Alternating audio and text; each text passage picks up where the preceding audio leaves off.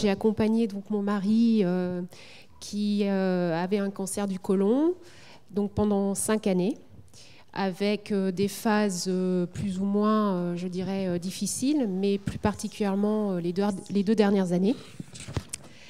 Donc, comme vous l'avez dit, quand on est le conjoint ou le parent de la personne malade et que cette bombe, parce que c'est une bombe, vous arrive, vous avez le sentiment d'être complètement invisible parce que, bien sûr, la priorité, c'est le malade. C'est d'abord lui, c'est lui qui souffre, c'est lui qui a peur, c'est lui qui doit faire face au traitement. C'est à lui qu'on demande des nouvelles. C'est à vous qu'on demande de ces nouvelles. Vous êtes à côté et vous vous sentez vraiment inutile, invisible. Et je profite de l'opportunité que j'ai ce soir pour remercier, parce qu'ils sont là, les directeurs de l'hôpital de Mermoz, parce que c'est un hôpital qui a su prendre en charge, me prendre en charge et prendre mes enfants dans l'accompagnement de la maladie de mon mari. Voilà. Alors, quoi vous dire quand vous êtes l'accompagnant, vous êtes plein de sentiments contradictoires. Vous avez bien sûr envie d'aider la personne. D'un autre côté, vous avez envie de fuir, de dire vous êtes en colère, en disant c'est dégueulasse, là, ce que tu me fais, c'était pas prévu ça. Nous, on venait juste d'avoir notre petite fille. On n'avait pas prévu que tout ça arrive. Tu fais un traitement pour te soigner, tu es encore plus malade quand tu fais ton traitement qu'avant. J'ai envie que la vie continue, mais d'un autre côté, on ne peut pas. Donc tout ça, tous ces sentiments contraires sont très difficiles à gérer. Et puis, il y a quelque part un lien à créer avec le malade, une sorte de connivence qu'il faut arriver à trouver. Moi, je l'ai trouvé avec mon mari. Mon mari avait décidé de se battre. Donc, c'était ma force de me dire, voilà, il faut que je l'aide. Et pour l'aider, il faut que moi aussi, je me batte. Et il faut qu'on mène notre vie comme si la maladie n'était pas là. Ce n'est pas le terme, mais qu'on puisse mener une vie normale. Et pour que lui puisse mener sa vie normale, il fallait que moi, je puisse mener ma vie normale, parce qu'il savait que travailler, pour moi, était quelque chose d'important. Et quand il me voyait à la maison et qu'il me disait qu'il n'était pas au travail, je savais que derrière, c'était « Ah ouais, alors je suis tellement malade que finalement, tu restes à la maison ». Mais c'était quand même un cercle vertueux qu'on avait réussi à mettre en place, où le dynamisme de l'un donnait la force à l'autre et inversement. Ça, j'ai pu le faire parce que j'avais deux choses qui me manqueraient. On parlait tout à l'heure de s'ancrer à la vie. Alors certes, on n'est pas le malade, voilà, mais on a aussi besoin d'avoir des garde-fous. Et moi, mes garde-fous, c'était mes enfants, parce qu'il fallait fêter les anniversaires des enfants, il fallait fêter Noël, même si on n'en avait pas toujours envie. Il fallait les emmener à l'école. Et le deuxième, c'était mon travail. Me lever le matin, aller au boulot, retrouver mes collègues, prendre mes dossiers, rentrer le soir et pouvoir lui raconter ma journée. Donc ça, c'était important. Après, on parlait aussi des impacts pour les malades qui sont moins efficaces au travail. Ce vécu-là, c'est valable aussi pour les aidants. Moi, j'ai eu la chance d'être dans une société, mais je dirais plus, j'ai eu la chance d'avoir un hiérarchique qui a été très touché de la situation et qui m'a offert beaucoup de possibilités. C'est-à-dire qu'il m'a soulagée de certains dossiers quand il voyait que j'étais vraiment épuisée. Il ne m'a jamais mis de côté et au contraire, il est venu me chercher sur d'autres en me disant « Allez, il faut que tu y ailles là, tu as les compétences pour faire ça, voilà ». Et quand les moments devenaient difficiles, on avait mis en place du télétravail. Donc je pouvais être à la maison avec mon mari, parce qu'il y a aussi tout l'aspect culpabilité, hein, bien évidemment. Il vaudrait peut-être mieux que je reste avec lui. Qu'est-ce qu'il doit cogiter toute la journée? Si je suis là, je vais lui changer les idées. Donc j'ai eu, dans mon malheur, beaucoup de chance, parce que j'ai été très bien accompagnée par l'hôpital et très bien accompagnée par la personne, donc mon dirigeant, quoi. Voilà, donc... Merci Laurence, merci beaucoup. Au début, vous avez dit quelque chose d'extraordinaire, parce que ça, c'est une évidence.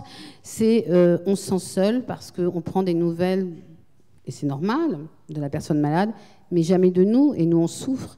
Alors, pas pareil, pas aussi directement peut-être, mais on souffre, on a peur, on est angoissé, on est fatigué, on sait plus quoi faire, on sait pas... Voilà, la distance, c'est toujours... Moi, je pense que ce qui est très important, c'est la bonne distance. Il y en a qui sont trop maternants, infantilisants, ou au contraire, qui sont un petit peu trop en retrait. Donc, c'est difficile de trouver la bonne distance avec son proche malade. Bon, le meilleur moyen, c'est de lui demander, voilà, je suis là, si tu as besoin de moi, bon, voilà, d'en discuter. Mais... moi, je fais des groupes de parole hommes conjoints de femmes atteintes de cancer du sein, une fois par mois à Étincelle. Et ils me disent tout ce que vous avez dit. On vient de passer d'un problème de société médicale à un problème de société sociale. Et en France, il y a 4,3 millions de personnes en activité qui sont aidants. 4,3 millions de personnes qui, tous les jours, sont au travail et qui, tous les jours, sont aussi un petit peu ailleurs parce qu'il y a un proche, ça peut être un conjoint, ça peut être un enfant, ça peut être un parent. Alors c'est pas que autour du cancer, bien évidemment, mais ça devient un véritable problème de société. Et le traitement social de ce problème, tout à l'heure on disait qu'on était au balbutiement des problématiques des cancers et travail, mais alors c'est même pas le balbutiement, je ne sais pas quel est ces premiers borborigmes de dire tiens, le problème des aidants c'est un problème de société, parce qu'aujourd'hui il n'y a pas de traitement prévu pour cela. Il commence à y avoir certaines réflexions, il commence à y avoir beaucoup d'actions, il y a des innovations, des tentatives d'aide, des groupes de parole, il y a des problématiques de conceptualisation de ce qu'on appelle le présentéisme. Parce que tout à l'heure vous disiez vous étiez absent, mais de temps en temps vous êtes présent, mais en fait vous n'êtes pas tout à fait là, quoi. Et en fait, il peut y avoir un coup de fil, on surveille le téléphone, ça peut arriver, et d'un instant à l'autre, on parlait fongibilité des instants de vie pro, vie perso, on est en plein dedans, et il y a énormément de personnes qui en souffrent au travail, avec certaines qui sont sur des postes de travail ou des types d'activités, une hôtesse de caisse ou quelqu'un, j'imagine que vous êtes dans des fonctions de dossier, donc vous n'êtes pas dans le même type de dossier, c'est pas facile ou pas d'en sortir. Donc on est vraiment au tout début du sujet.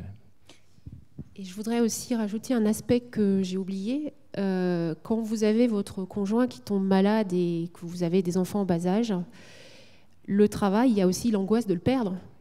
Parce que d'un seul coup, il y a des tonnes de responsabilités qui tombent sur vos épaules. Et au-delà de la charge de travail qui se démultiplie, il y a, mon Dieu, si demain je perds mon boulot, qu'est-ce que je fais, quoi ?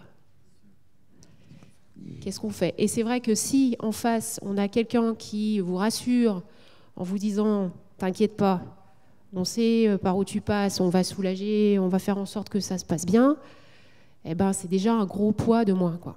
Et on peut du coup être plus près de la personne parce qu'on a au moins cette partie-là qui est dégagée. Je rebondis sur ce que vous venez de dire, c'est un problème de société. Il y a un acteur aussi qu'on oublie dans les entreprises, c'est les organisations syndicales. Des organisations syndicales qui nous ont interpellés sur ce problème de société quand on a négocié notre 5e accord Handipact en 2010, plus précisément la CGC, qui nous avait demandé de prévoir des dispositifs à destination des aidants familiaux. Donc comme on était dans un accord sur le handicap, on était quelque peu limité, néanmoins on avait mis une mesure peut-être sommaire, mais néanmoins elle avait le mérite d'exister. Ça nous a permis de mettre un pavé dans la mare. Et surtout, grâce à ces organisations syndicales, on a commencé à cheminer sur le sujet. Et en 2011, on a commencé à décider de mettre en place une politique de l'aidant familial. L'aidant familial, mais pas uniquement face à la maladie, mais face à la maladie, au handicap et à la dépendance. On ne voulait pas stigmatiser une population par rapport aux autres. On voulait que tous les aidants familiaux, chez nous, en tant que collaborateurs, se sentent concernés et ne se sentent pas exclus. Donc on a décidé de faire des conférences sur l'aidant familial en 2011. Et puis en 2012, on a mis des ateliers d'information, notamment sur des informations concrètes, la scolarisation des enfants handicapés, la tutelle, la curatelle, les successions. Et on a fait aussi des groupes de parole avec une psychologue sur le rôle de l'aidant familial où les collaborateurs pouvaient s'inscrire librement. Et enfin, on a décidé en 2012 de négocier avec les organisations syndicales le congé de l'aidant familial. Elles nous ont suivis, elles nous ont épaulés, elles nous ont accompagnés. On a décidé à compter du 1er janvier 2013 de mettre en place le congé de l'aidant familial qui consiste en fait à permettre à tout collaborateur aidant familial d'un proche, alors proche c'est très simple, hein, c'est les ascendants, les conjoints et les enfants, malades, dépendants ou handicapés, de pouvoir s'absenter 12 jours ouvrables par an sans perte de rémunération. Et pourquoi sans perte de rémunération? Parce qu'en fait, la rémunération est maintenue grâce à la générosité des autres collaborateurs qui auront donné des jours RTT, des congés payés dans un pot commun. Donc ça a le mérite d'exister. On a été plus qu'épaulés par les organisations syndicales qui nous ont aidés dans la construction, dans la méthodo. On s'est donné aussi les moyens de leur rendre compte sur l'utilisation de ce congé de l'aidant familial. Et en 2013, on a eu 21 personnes qui nous ont demandé ce congé de l'aidant familial. 21 personnes qui nous ont montré qu'on avait eu raison de ne pas stigmatiser par rapport à une pathologie ou par rapport à une problématique, puisque 52% des demandes ont porté sur des enfants, l'accompagnement d'enfants malades, dépendants ou handicapés. 27% c'était pour aider un conjoint et les 21% pour les ascendants. Et enfin, au 1er janvier 2013, et je ne peux pas ne pas l'oublier, on a complété ce dispositif par la mise en place d'une plateforme téléphonique d'aide Juris Santé pour que l'ensemble de nos collaborateurs qui sont dans toute la France puissent appeler de manière anonyme, gratuite, des spécialistes, des juristes au travers de l'association Juris Santé qui sont à même de pouvoir répondre à toutes les questions que ces personnes peuvent se poser sur les mêmes thématiques, hein, la scolarisation des enfants handicapés, les successions, l'entrée en maison de retraite, l'aide en matière de santé, puisque tout ça, c'est quand même quelque chose de très compliqué, surtout quand on travaille, qu'on n'a pas le temps et qu'il faut trouver des solutions très rapidement. Il me semble capital de mettre à disposition des ressources.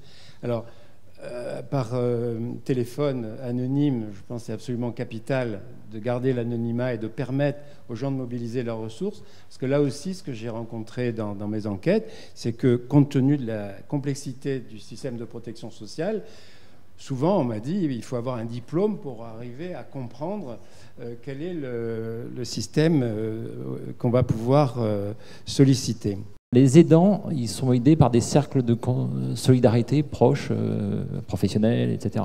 Et c'est là qu'on va trouver la solution. On ne va pas la trouver dans le système de protection sociale qui n'est pas fait pour ça, quoi. Qui n'est pas fait pour ça et qui n'était pas fait pour ça à l'époque pour des tas de raisons. C'est-à-dire qu'on avait ce système de protection sociale qui reposait sur le travailleur en général masculin et qui devait pourvoir au bien-être et la protection de toute la famille. Là, on est dans un contexte complètement différent. Et avec cette question des aidants, donc, qui vaut pour les personnes âgées, il me semble qu'on est en train de suivre une mutation du système de protection sociale. On va reposer sur des aidants dans un contexte où il y a de moins en moins d'aidants, enfin pour les personnes âgées, par personne âgée. Hein, donc on est là devant des difficultés à venir absolument colossales. On va s'appuyer sur la société civile. Et là, l'exemple que vous avez donné aussi, je trouvais très intéressant, si je l'ai bien compris. C'est-à-dire que les congés qui est donné aux aidants est dû à la générosité des collaborateurs, voilà, et de la direction. Et donc ça veut dire qu'il y a quand même une mutation importante dans notre système de protection sociale qui va inclure la question de la solidarité. Oui, tout à fait. C'est quelque chose de véritablement nouveau. Alors le dernier point sur les aidants, moi souvent j'ai rencontré des aidants qui étaient nuisants aussi. C'est-à-dire que, voyez, votre expérience est extrêmement intéressante, mais quand les gens sont en train de divorcer, sont à couteau tiré, etc., ce qui est bien souvent le cas, là, la question des aidants se pose un peu différemment. Donc je crois qu'il ne faut pas idéaliser non plus l'environnement familial, surtout dans le contexte aujourd'hui. Alors là, je pense que vous soulevez un point important, parce que j'ai pas mal réfléchi. Hein, quand on vit tout ça, on cogite. Et il se trouve que j'ai été amenée à croiser une femme qui était dans la même situation que moi. Et son mari avait un cancer du rectum. Et elle est partie. Voilà. Alors c'est choquant parce qu'on se dit, le pauvre, il est confronté à la maladie, et puis en plus, son épouse part. Alors, je vais peut-être aussi vous choquer, mais je peux comprendre. Je peux comprendre parce que c'est vrai que c'est une horreur. Voilà, c'est simplement une horreur. Et c'est une horreur qui, quelque part, n'est pas prise en compte. Quand on racontait tout à l'heure le retour au travail des malades, vous avez aussi ceux qui aident et qui vont au travail et qui ont les collègues qui évitent le sujet. Parce que peut-être que les malades ne sont pas contagieux, mais les aidants, ils peuvent l'être aussi. On ne sait jamais, des fois, qu'on transmettrait la maladie. Vous avez des réflexions, hein, on n'y coupe pas. C'est toute cette atmosphère qui fait que quand vous allez travailler, et si vous n'avez pas un réceptacle, des gens qui comprennent un peu tout ça, ça peut être compliqué parce que vous n'êtes pas toujours de bonne humeur. Il y a des choses que vous supportez moins bien. Et vous n'avez pas quelque part le crédit d'être malade. Voilà. Donc parfois, ça se retourne contre vous aussi. Je pensais aux équipes et à la complexité de ces situations. Et je pensais aux équipes soignantes, il y en a quelques-unes là dans la salle, et notamment la capacité à ne pas juger ce qui se passe autour d'un malade, à ne pas juger sur une présence ou sur une absence, sur des visites éclairs ou sur des visites... Parce qu'il y a effectivement, derrière tout ça, tout un monde, toute une vie et tout un montage qui est complètement... qui est fait de ce qu'était la vie, de ce que fait la maladie dans la vie. Et il faut qu'on fasse sûrement attention d'être toujours dans la réserve par rapport au jugement sur tout ce qui concerne la façon dont se monte en fait l'horreur de la bombe. D'accord ? Il y a un montage à faire. Il faut arranger la vie autour de ça. Et je crois que vraiment, ça c'est un point qui est très très important. Il faut donner aux gens les aides, il faut, etc. Mais le tout, c'est de l'intime complet. Et cet intime complet, là, s'il y a des domaines où on ne peut pas rentrer, et donc au moins une chose qui est importante, c'est de ne pas juger. Et ce soir, je me sens un peu obligé, alors qu'on est autour de tout ce qui est la périphérie du cancer, de vous parler de Régine Gwenner, que certains ont peut-être connue, oui, tout à fait, et qui avait beaucoup agi. Vous savez qu'elle a eu une longue histoire avec le cancer. Cette longue histoire avec le cancer s'est arrêtée il y a quelques semaines, et elle avait participé, elle avait créé Vivre Avec, qui travaille encore dans nos structures. Elle avait beaucoup travaillé autour du problème de l'assurance, et elle était pour moi l'exemple de ce que ça... Elle a été à la Fondation Roche aussi, et l'exemple qu'effectivement, il faut aller gratter des petites terres, et puis là, on voit qu'il y a quelque chose à faire, et puis à partir de là, on va développer, et on va grimpe monter et on répond et puis, si la chose est bonne, le message sera contaminant, et petit à petit, les choses bonnes pourront prendre le dessus. On peut même imaginer une société où tous les employés de toutes les sociétés feraient de la solidarité pour payer les congés des aidants. Et là, je ne suis pas sûr que ce soit complètement gagné.